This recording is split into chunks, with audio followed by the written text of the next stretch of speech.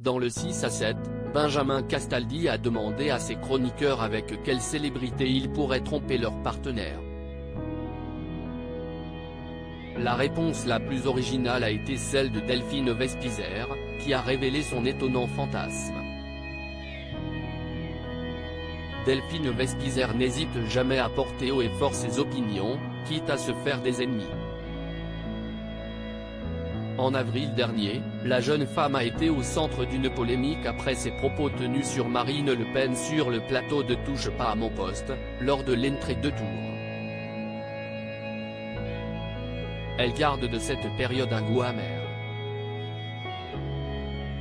Ça a été dur. Je pense que ça a duré pas loin de 3 semaines. Je me suis dit, comme chaque buzz, un autre buzz va surgir et effacer.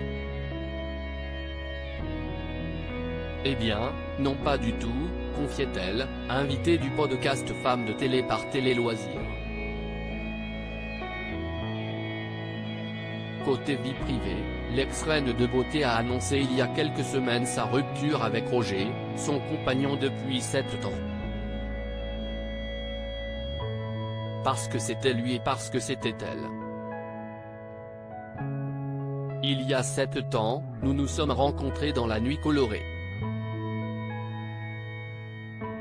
Il m'a montré la lumière, celle qui remplit son cœur. Merci, merci pour tout. Je te souhaite du plus profond de mon cœur le meilleur pour la suite du chemin où je ne serai jamais loin.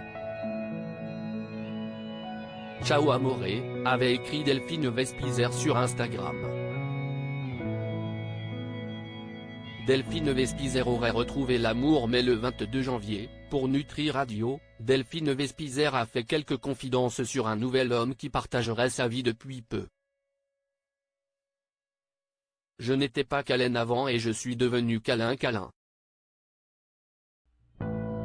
Ce qui est incroyable, si est que mes 2 premiers chéris me disaient toujours tu n'es pas assez tactile, tu n'es pas assez câline, tu n'aimes pas les câlins, tu n'aimes pas les bisous. Aujourd'hui, je suis totalement l'inverse. Il y a aussi des choses dans la vie qui font que l'on évolue, avait expliqué celle qui a reconnu même que son nouveau chéri se plaignait qu'elle soit trop tactile avec lui.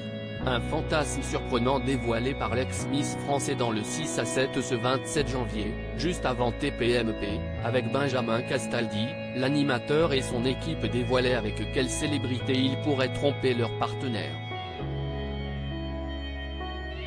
Et pour Miss France 2012, si est-il la photo du Dalai Lama qui est apparue.